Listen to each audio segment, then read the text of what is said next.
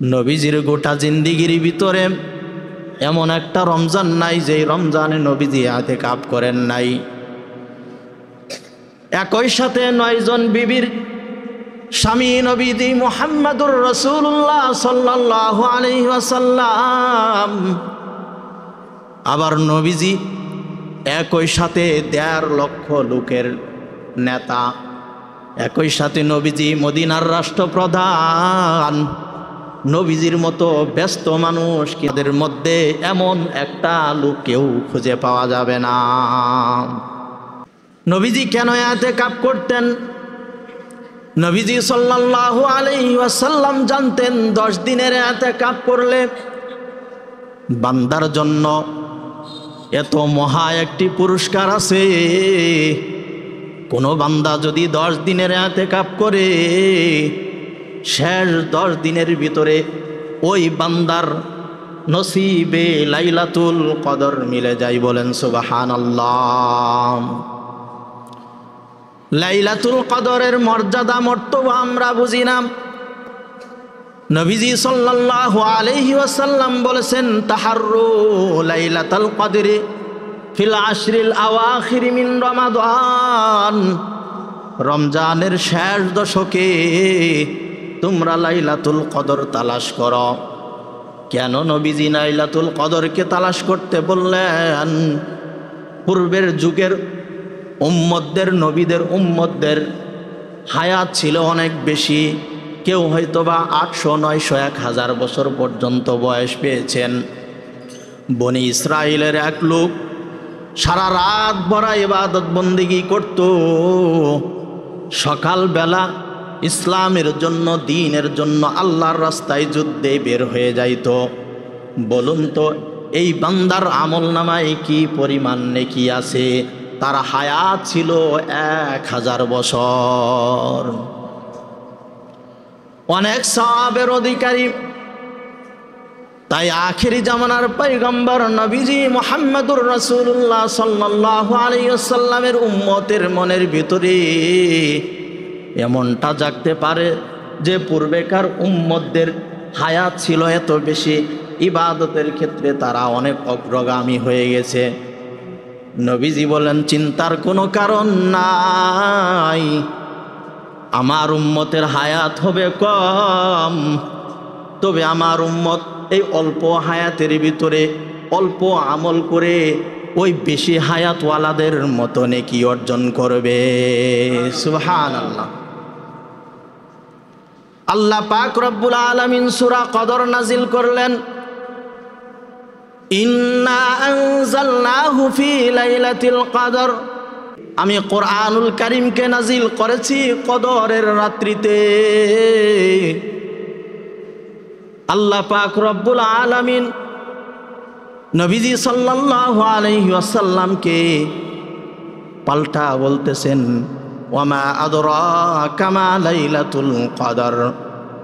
ওগো পয়গম্বর, আপনি কি জানেন কদর আবার কি জিনিস? আল্লাহ পাক রব্বুল আলামিন নিজেই উত্তর করলেন, লাইলাতুল কদরি, কদরের রাত হলো খায়রুম মিন আলফি শাহর,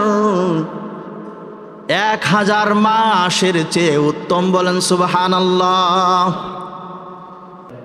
লাইলাতুল কদরের এক রাত্রিতে কোনো বান্দা যদি আমল করতে পারে, 1000 মাস ইবাদত বন্দেগী করলে যেই সওয়াব আল্লাহ পাক রব্বুল আলামিন এক রাতের বিনিময়ে ওই পরিমাণ সওয়াব দান করবেন। তানাজ্জালুল মালাইকাতু ওয়ার রূহু ফিহা বিইذনি রাব্বিহিম মিন কুল্লি আমর। আল্লাহ পাকের হুকুমে রূহুল কুদুস, জিবরিল আমিন ফেরেশতা সহ অসংখ্য অগণিত ফেরেশতা এই রাত্রে দুনিয়ার আসমানে, দুনিয়ার জমিনে অবতরণ করেন। দুনিয়ার জমিনে অবতরণ করিয়া বান্দাদের উপর শান্তি আর রহমত আর নাজাতের দোয়া করতে থাকেন। সুবহানাল্লাহ। এই লাইলাতুল কদর নিশ্চিতভাবে অর্জন হবে যে 10 দিনের ইতিকাফ করতে পারবে। লাইলাতুল কদর যার জীবনে একবার এসে গেল, যে একবার ইবাদত বন্দেগী করতে পারলো, তার কি পরিমাণ নেকি, তার আমল নামায় কি পরিমাণ নেকি আসবে, তার অ্যাকাউন্টে কি পরিমাণ সওয়াব থাকবে। আপনি চিন্তা করে দেখেছেন 1000 মাস ইবাদত বন্দেগী করলে যেই পরিমাণ সওয়াব আল্লাহ তাআলা এক রাতের বিনিময়ে পরিমাণ সওয়াব দান করবেন। দুনিয়ার ব্যবসায়ীরা ব্যবসা করে, এই তো সেই দিন ওয়াশিং পাউডার বাজার থেকে গুঁড়া সাবান কিনলাম, গুঁড়া সাবানের সাথে একটা মগ ফ্রি দিল। এমন হয় কি হয় না? বিভিন্ন পণ্য ক্রয় করার পর সেখানে ছোটোখাটো একটা গিফট থাকে, পুরস্কার থাকে। কিন্তু দুনিয়ার কোনো ব্যবসায়ী কি এমন আছে যে আপনি 20 টাকার একটা মগ কিনলে 1 কেজির গুঁড়া সাবান ফ্রি দিবে? এমনটা হবে? এমনটা কখনো হয় না।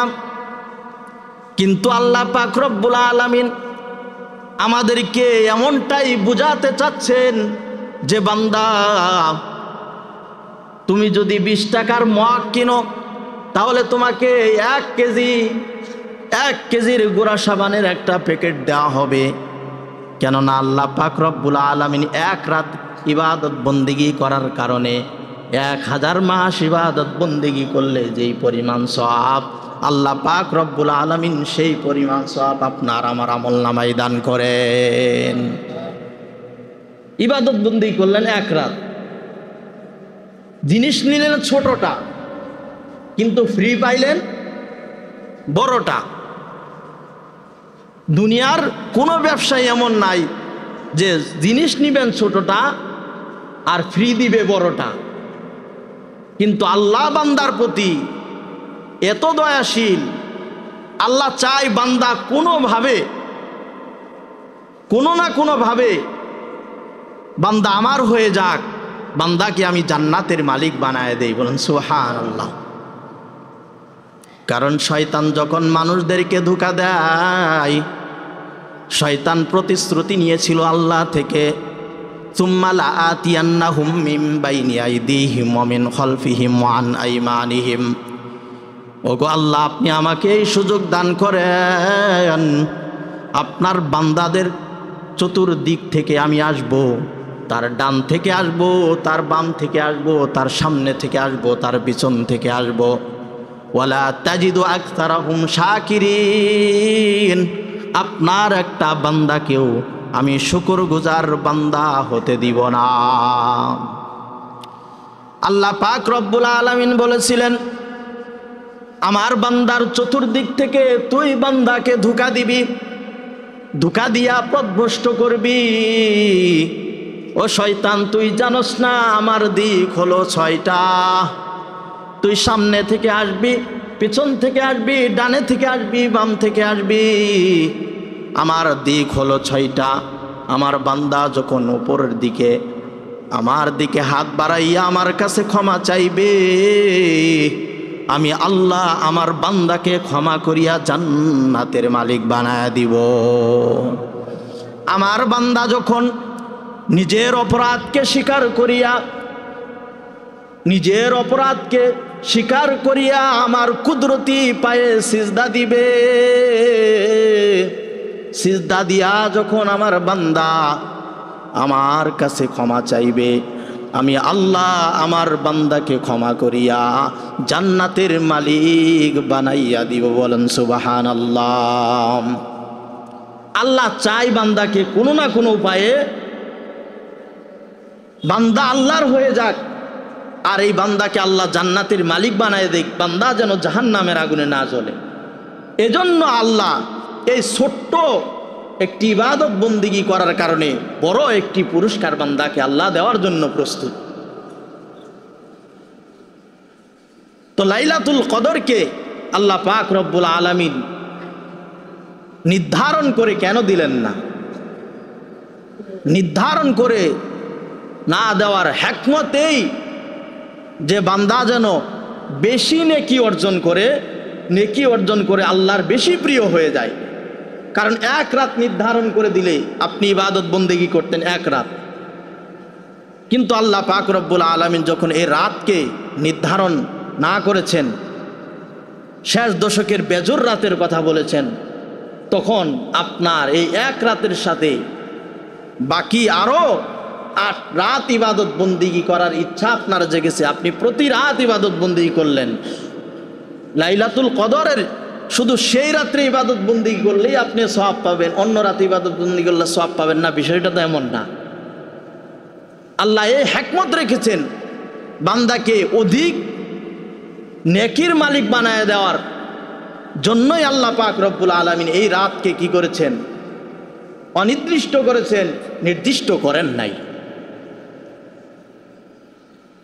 যে ব্যক্তি 10 দিন মানে আতাকাফা আশরান ফি রমাদান, নবীজি সাল্লাল্লাহু আলাইহি ওয়াসাল্লাম বলেন, আমার যেই উম্মত 10 দিন মসজিদে ইতিকাফ করবে, আল্লাহ পাক রব্বুল আলামিন এই 10 দিন ইতিকাফের বদলতে ওই বান্দাকে 2টা হজ আর 2টা উমরার সওয়াব বান্দার আমলনামায় দান করবেন।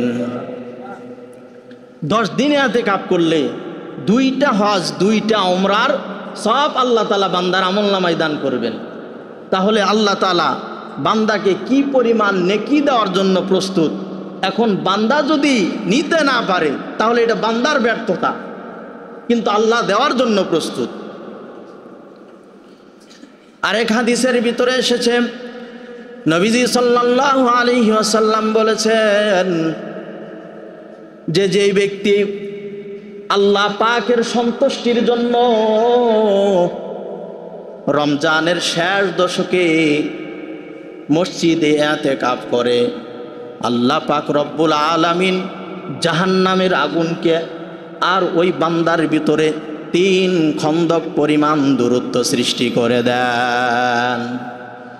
প্রত্যেক খন্দকের ব্যবধান হলো, 1 খন্দকের ব্যবধান হলো আসমান থেকে জমিনের ব্যবধান। আসমান থেকে জমিনের ব্যবধান পরিমাণ যদি 1 খন্দকের পরিমাণ হয়, তাহলে আল্লাহ পাক রব্বুল আলামিন বান্দা থেকে জাহান্নামের আগুনকে 3 খন্দক পরিমাণ দূরে সরাইয়া দিবে। তাহলে এরকম 3 আসমান জমিনের ভিতরে যে ফাঁকা জায়গার ব্যবধান আছে, এই পরিমাণ ব্যবধান জাহান্নামের আগুনকে দূরে সরাইয়া দিবেন। এত সুবর্ণ সুযোগ আল্লাহ তাআলা বান্দাদেরকে দিয়েছেন। এখন বান্দা যদি গ্রহণ না করতে পারে তাহলে এটা বান্দার ব্যর্থতা। আমরা ভুলে গিয়েছি যে আমাদের আখিরাত বলতে যে আরো কিছু আছে, আখিরাত যে আমাদের সামনে আছে, এই কথাটা আমরা দিন দিন ভুলে যাচ্ছি। দুনিয়াবি ব্যস্ততা আমাদের এতই বেশি, আমরা দুনিয়ার ঘরকে সাজানোর পিছনে ব্যস্ত, কিন্তু বান্দা একথা ভুলে গিয়েছে যে দুনিয়ারও একটা ঘর আছে, মাটির নিচেও কিন্তু একটা ঘর আছে। আল্লাহ যেন বলছেন, বান্দা তুমি শুধু তোমার দুনিয়ার ঘরকে সাজাও, মাটির নিচে যে তোমার একটা ঘর আছে, এই ঘরটাকে সাজাইলা না? দুনিয়াটাকে তুমি এত সুন্দরভাবে প্রস্তুত করলা, তোমার পরকালকে তুমি কেন সুন্দরভাবে প্রস্তুত করলা না? যদি তোমার অবাধ্যতা আর আমি আল্লাহ তোমাদেরকে যা দিতে চাচ্ছি এইটা যদি লুফে না নিতে পারো, গ্রহণ করতে না পারো, যদি এসব ভুলে যাও, পরকাল ভুলে যাও, কবরের কথা ভুলে যাও, পুলসিরাতের কথা ভুলে যাও, হাসরের ময়দানের কথা ভুলে যাও, আমি আল্লাহ তোমাকে তোমার থেকেই ভোলায় দিব, তোমার থেকেই ভোলায় দিব, তুমি নিজেকে ভুলে যাবা। ওয়ালা তাকুনু কাল্লাযীনা নাসুল্লাহ, আল্লাহ পাক রব্বুল আলামিন বলেন, ওই সমস্ত মানুষের মতো তোমরা আমি আল্লাহকে ভুলে যাইও না, যারা আমি আল্লাহকে ভুলে গিয়েছিল। যদি ওই সমস্ত মানুষের মতোই তোমরা হও, তাহলে আমি আল্লাহ তোমরা তোমাদের নিজেদেরকেই আমি ভুলিয়ে দিব। মানুষ যখন নিজেকে ভুলে যায় তখন মানুষ যা ইচ্ছা তাই করে। আপনি নিজের আত্মমর্যাদা সম্মান যদি ভুলে যান তাহলে আপনি যা ইচ্ছা তাই করতে পারেন। আপনি সমাজের ভিতরে অপরাধ করবেন, আপনার মনে হবে না আপনি অপরাধ করছেন। আপনি চুরি করবেন, মনে হবে না চুরি করছেন। আপনি মনে মনে ভাববেন যে আমি আমার পেটের দায়ে চুরি করি। আপনি চাঁদাবাজি করছেন, আপনার মনে হবে না এইটা চাঁদাবাজি, এইটা জুলুম। আপনি মনে করবেন যে এইটা আমার প্রাপ্য হক, আমার প্রাপ্য হক আমি নিজে আদায় করে নিয়েছি, আমার ক্ষমতা আছে এই জন্য আমি আদায় করে নিয়েছি। আপনি জেনা করবেন, আপনি মনে করবেন না যে এইটা অপরাধ, এইটা বড় কবিরা গুনাহ। আপনার ভিতরে এই অনুভূতি শক্তি কাজ করবে না। তার মানে কি আপনি নিজেকেই ভুলে গিয়েছেন। আপনি অপরাধ করতে করতে এই পর্যায়ে চলে গেছেন, এই পর্যায়ে চলে গেছেন, নিজের অপরাধ নিজের কাছে আর ধরা পড়ে না। ওয়ালা তাকুনু কাল্লাযীনা নাসুল্লাহ ফানসাহুম, আল্লাহ বলেন ওই সমস্ত মানুষদের মতো হইও না যারা নিজেদেরকে ভুলে গিয়েছিল। যদি এমনটাই হয় আমি তোমাদেরকে ভুলিয়ে দিব।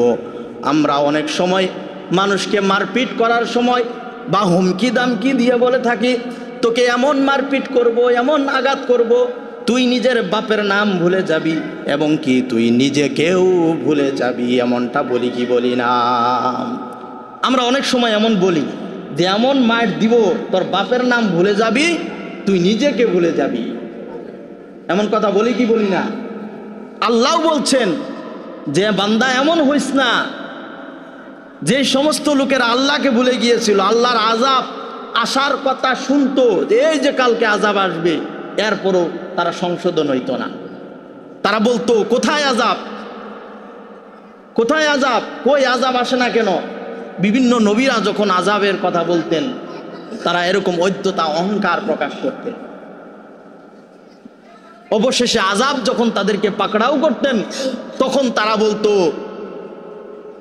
যে আল্লাহ একটু সুযোগ দেন না, আল্লাহ সুযোগ দেন, ভালো হয়ে যাব। ফেরাউন ঈমান পর্যন্ত এনেছিল, কিন্তু আল্লাহ বলেন না, এখন আর কাজ হবে না। আল আনা কদ আসাইতা ক্বাবলু ওয়া কুনতা মিনাল মুফসিদিন, তুই যে সীমালঙ্ঘন করেছিস এখন আর কাজ হবে না। বান্দা যদি অপরাধ থেকে বিরত না থাকে আল্লাহ নিজেকেই ভুলাইয়া দিবেন। বহু মানুষ এমন আছে তারা নিজেরাই ভুলে গেছে, নিজের আত্মমর্যাদা ভুলে গেছে। ওই যে দেখেন বর্তমান সময়ে দেশের ভিতরে চতুর্দিকে খেয়াল করলে দেখা যায় এই পবিত্র রমজান মাসের ভিতরে অপরাধের সীমা কি পরিমাণ বেড়ে গেছে। 4 বছর, 8 বছর, 10 বছরের বাচ্চাগুলো ধর্ষণের শিকার। এই মানুষগুলো কেন এই অপরাধে জড়িত হলো? তাদের কি বংশ নাই, তাদের কি মা বোন নাই, তাদের কি আত্মীয় স্বজন নাই, তাদের কি সামাজিকতা নাই? সব আছে, কিন্তু তারা নিজেরাই নিজেদেরকে ভুলে গিয়েছে। নিজেরা নিজেদেরকে ভুলে যাওয়ার কারণে সে অপরাধে অবলীলায় লিপ্ত হচ্ছে। তার দিলের ভিতরে একবার মনে হচ্ছে না যে সামাজিকতা বলতে একটা জিনিস আছে। ইসলামের কথা বাদ দিলাম, ধর্মের কথা বাদ দিলাম, যারা কোনো ধর্মের অনুসারী না তাদেরও তো বিবেকে এইটা বাজার কথা যে আমি 4 বছর, 5 বছর, 8 বছরের একটা শিশুকে কিভাবে তার সাথে অপকর্মে লিপ্ত করি। আল্লাহ পাক বান্দার জন্য শরীয়তের কোনো বিষয় কঠিন করেন নাই। তুমি তোমার যৌন চাহিদা মেটানোর জন্য আল্লাহ পাক রব্বুল আলামিন বলেন বান্দা তোর জন্য আমি বিবাহ শাদীর ব্যবস্থা করে রেখে দিয়েছি। তোর যদি এক বিবি দিয়ে তোর সব কিছু মেনটেন না হয়, আমি আল্লাহ তোর জন্য 4 বিবি রাখার অনুমতি দিয়েছি। বলেন সুবহানাল্লাহ। এরপরও ওয়ালা তাকরাবুজ জিনা, তুই অন্যায়ের ভিতরে যাস না, জিনার নিকটবর্তী হস না, ব্যভিচারের নিকটবর্তী হস না। কিন্তু বান্দা সব কিছু ভুলে গিয়েছে। বান্দা অবলীলায় অপরাধের ভিতরে লিপ্ত হইয়া এমন অপকর্মের ভিতরে সে লিপ্ত হচ্ছে। আল্লাহ 4 বিবাহ পর্যন্ত অনুমতি দিয়েছেন। এরপরও ওই মানুষগুলো কেন অপরাধের ভিতরে? এরা নিজেরাই নিজেদেরকে ভুলে গেছে। আল্লাহ যে বলছেন যে কিছু মানুষ আছে যেই মানুষগুলো মানুষ না, এরা পশুর চেয়ে নিকৃষ্ট। উলাইকা কাল আনআম বাল হুম আদল। পশুও কখনো সামাজিকতা বুঝে, কিন্তু এরা পশুর চেয়ে নিকৃষ্ট। বাল হুম আদল, এরা পশুর চেয়ে নিকৃষ্ট। বর্তমান এই সমাজের এই অবস্থার দিকে, এই লোকগুলোর দিকে তাকাইলে বোঝা যায় যে আল্লাহ যে বলেছেন তারা পশুর চেয়ে নিকৃষ্ট, এটা মিলানোর জন্য কোরআনের এই আয়াতই যথেষ্ট। তাদের দিক দিয়ে মিলাইলেই বোঝা যায় যে পশুর চেয়ে আবার কিভাবে নিকৃষ্ট হয়। এজন্য নিজেকে ভুলে গেলে চলবে না। আল্লাহ রাস্তায় সময় দিতে হবে, মসজিদে সময় দিতে হবে। সারা বছর সংসার করলেন, আপনার আমলনামায় এমন একটা রমজানও নাই যে আপনি 10 দিন আল্লাহ রাস্তায় মসজিদ ঘরে ইতিকাফ করেছেন। আপনার আমলনামায় নাই, আল্লাহর কাছে কি জবাব দিবেন? টুকটাক সব আমল আপনার আছে, কিন্তু ইতিকাফের আমল নবীজি ছাড়লেন না, এটা আপনার আমার আমলনামায় নাই, কি জবাব দিবেন? দুনিয়ার সংসারের পিছনে আমরা বহু সময় দিয়েছি একমাত্র আল্লাহর জন্য। পরিভাষায় ইতিকাফ বলা হয়, পরিভাষায় ইতিকাফ বলা হয় আল্লাহর ইবাদত বন্দেগীর জন্য। দুনিয়ার সকল ব্যস্ততাকে গুটিয়ে যেই মসজিদে 5 ওয়াক্ত জামাতের সাথে নামাজ আদায় হয়, এমন মসজিদে রমজানের শেষ দশকে অবস্থান করা, এটা হলো শরীয়তের পরিভাষায় ইতিকাফ।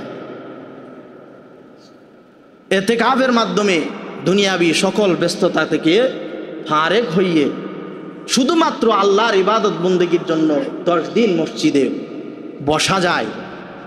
এমন একটা সুন্দর আমল আপনার আমার আমলনামায় নাই, আল্লাহর কাছে কি জবাব দিব? যেখানে বসলে সবে কদর নিশ্চিত, যেখানে বসলে 2টা হজের সওয়াব, 2টা উমরার সওয়াব নিশ্চিত, এমন একটা ফজিলতপূর্ণ আমল আমরা করতে রাজি আছি না? কি বলেন? এখন আমরা ইনশাআল্লাহ বলবো না, নিয়ত করি, তৌফিক দেওয়ার মালিক আল্লাহ।